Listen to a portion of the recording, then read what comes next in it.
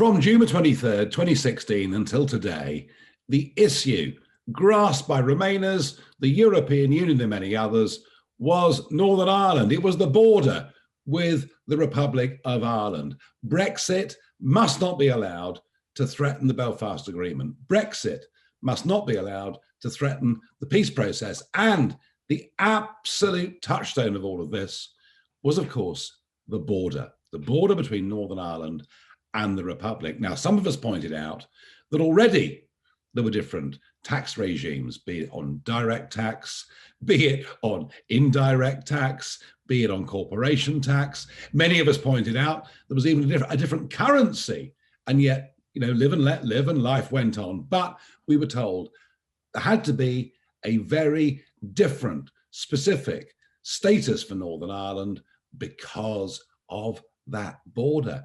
And so Mrs. May swallowed this hook, line and sinker, along, of course, with her civil servants, most of whom did not want Brexit to succeed. And if I was being generous, I would say that Boris Johnson inherited a very difficult hand of cards. If I was being ungenerous, I would say he couldn't give a damn about Northern Ireland because there are no votes there. But what I'm certain of is that when Johnson said, and he went to Northern Ireland and spoke at the DUP conference triumphantly, when he said there'd be no trade disruption between the mainland and Northern Ireland, either he wasn't telling the truth or he didn't understand the deal that he was signing. What we're learning in these early weeks post-Brexit is that there are significant problems between us and Northern Ireland. Now, whether they're teething problems, whether it's more fundamental, let's examine in a moment.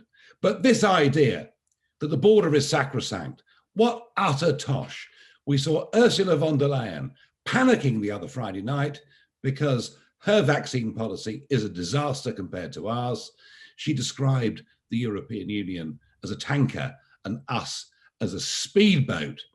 I'd rather think of her as being part of a sea of total incompetence, but she was prepared to put a hard border in to prevent vaccines going from the Republic into Northern Ireland.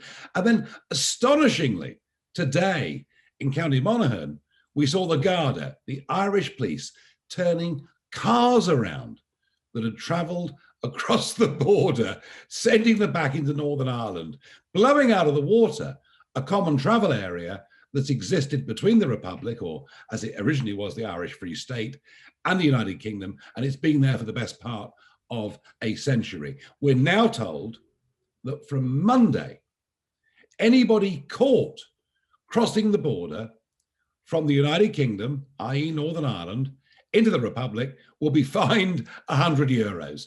They've put in place a hard border. They said if we did this, there'd be terrorism. I haven't yet seen any bombs going off, I'm very pleased to say. My feeling is this whole thing has been a charade from day one, and we need to do something. But don't take it from me. Let's go to County Antrim. Let's talk to Ian Paisley MP. Ian, first things first, tell me about the restrictions of trade. If I'm a UK exporter, a mainland exporter, a Great Britain exporter, and I want to sell to you, produce for a garden centre or whatever else it may be, how difficult are these restrictions? Well, good evening, Nigel, and good to talk to you. Can I say this, that for the last number of decades, indeed for the last 100 years, any trade within the United Kingdom has been sacrosanct. It hasn't been molested by different tax regimes or different currencies. So we've been treated the same. So whether you were living and working and selling from Bournemouth to Ballymena, it was the exact same as if you were selling from Bournemouth to Colchester. There was no difference whatsoever.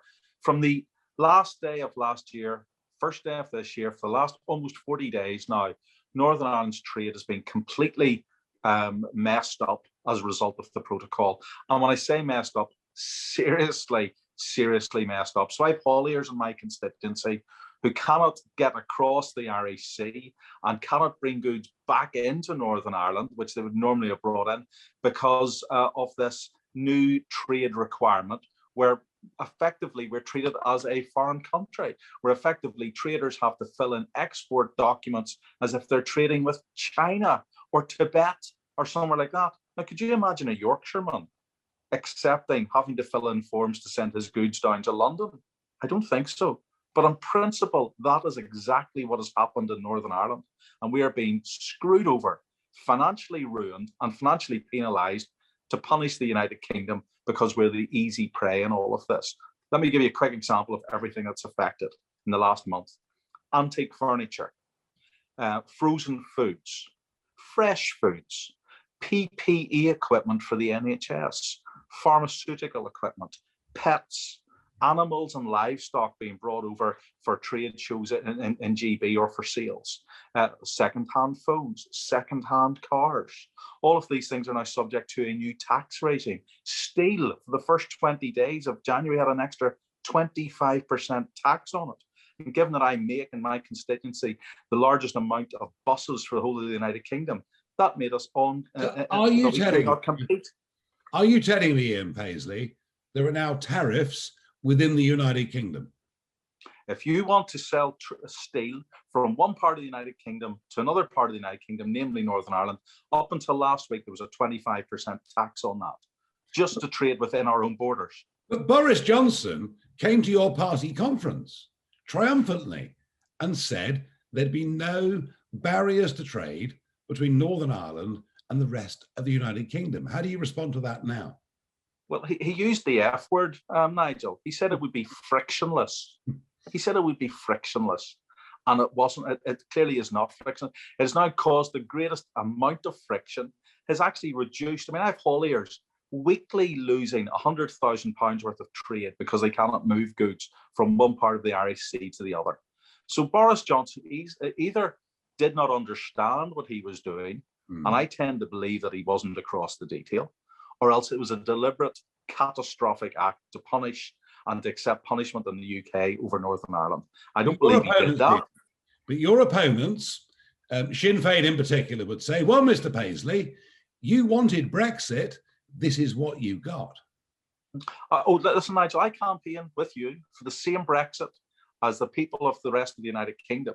I've been handed a different Brexit. That's the problem here. We've been handed Brexit plus a protocol that effectively keeps us in the European Union and makes us what I would describe as a proxy for the European single market. So I and my traders are protecting the European single market in Ireland. And the punishment for that is our trade gets hurt. Now, I don't really care. But they'd say, Mr. Paisley, a protocol that maintains the Belfast Agreement, a protocol that stops a hard border, a protocol that guarantees peace in our time. Well, I think what the government has done has now created instability economically. They have created a situation where, and if we have instability economically, that festers and feeds instability politically and could fester and feed people going out onto the streets. So we had a border all the time in Ireland between Northern Ireland and Southern Ireland. We now have a second border. How many borders do we blinking well need? There is one de facto, de jure border on this island. It's an international border. And if the European authorities and if the Irish Republic want to police and man that border because they fear what could happen in our territory may affect the European single market, that is a matter entirely and exclusively for them. I don't comment on the fact that the guards are already on the border stopping people moving across the border because of COVID. So that's entirely a matter for them. Why on earth can't they do that when it comes to trading goods? So from Monday, if you drive across the border into the Republic, you could be fined €100. I mean, it's almost beyond belief that we've got to this situation.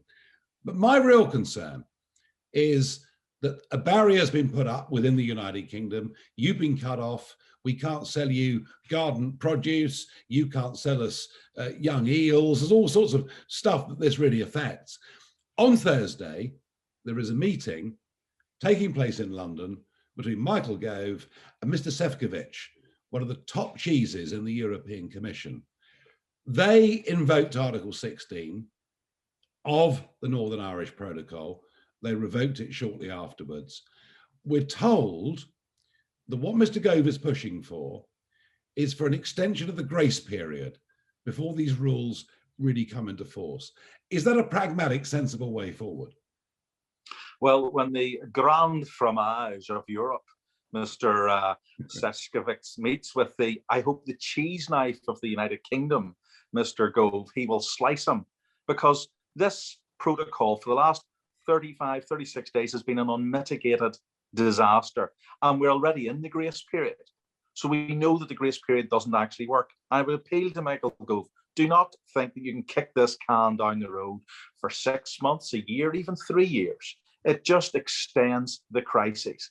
Let us get a solution that actually works. We don't have to be the proxy zone for the European single market. That's up to the European single market to sort out its affairs. And I've said before, the Europeans are able to be flexible when it suits them. We're now asking the United Kingdom to be unionist. That's what they are claimed to be, and to defend this part of the union. So has the time come to scrap the protocol? I believe the protocol can be scrapped, and I believe it can be scrapped under its own terms and conditions. So there's 2 clauses within it, but principally protocol clause 16 allows for it to be set aside if it causes societal difficulties, economic difficulties, and on problems that cannot be resolved. Now, it's clear within days of this coming into operation, we've got major problems now arising. So let's invoke Article 16 and move on. Of course, Europe did this for a period of 4 or 5 hours last Friday, a week ago, when they decided that they wanted to steal vaccines out of our arms. And they could do it again, and they could do it again anytime. Now, we've got a petition, of course. It got 100,000 signatures. I backed Arlene Foster in doing this. Thank you. But Ian, you know that what you demand politically and what you can realistically expect can be 2 different things. Is it actually possible that the British government recognises the disruption to trade is so ruinous that they do get rid of this protocol and make the entire United Kingdom free? Well, Michael, Nigel, I would love to believe that Michael Gove wants to do that. But I'm not going to hang on his words. I'm going to look at his actions. And it's up to Boris Johnson, Michael Gove, and all of the others to recognise that they must now treat Northern Ireland fairly. They should scrap the protocol. It's the easiest way forward for us all. It's been shown to be a sham and just a political expediency to punish the United Kingdom. Let's set it aside. Have they the courage to do that? I hope and pray they do. But I do know that dealing with the Conservative Party in the last number of years, it has been very disappointing for Northern Ireland. We have been let down. We have, in fact, been betrayed. And remember, we kept them in power. We kept them in power. But when they needed your votes, Ian, they were very, very nice to you. Finally, last point. Do the DUP want to put a hard border up between Northern Ireland, the United Kingdom, and the Republic? Definitely not. And it's not required. There's no necessity for a hard border on the jurisdiction between Northern Ireland and the Republic of Ireland. We've got a common travel area. That common travel area existed long before both states entered the European Union, and it can remain in place. All the European Union has to do is make sure that anything leaving its single market is properly protected. They can do that from the port of Dublin and anywhere else in the Republic of Ireland. Don't use me as a European proxy, please. Thank you. Well, that was Ian Paisley MP. And the argument's very clear, isn't it? We are a United Kingdom. This Brexit deal that Boris has negotiated, albeit he was given a very bad hand by Theresa May, has made us a very disunited United Kingdom. The idea that we're the threat to the peace process in Northern Ireland, the idea that we're going to put a hard border in place, has been utterly betrayed. Firstly, by Ursula von der Leyen, and now by the Irish government, who from Monday are putting back in place a hard border. There is now no reason why there should be any trade restrictions within our own United Kingdom. I want Michael Gove to watch this video, to see this interview with Ian Paisley. And I want you to email your MPs to say to them, please end this nonsense. The hypocrisy is on the other side. It's not on ours. We are the UK. We voted for Brexit. It needs to happen. Tell Mr. Sefcovic, on Thursday, where to go?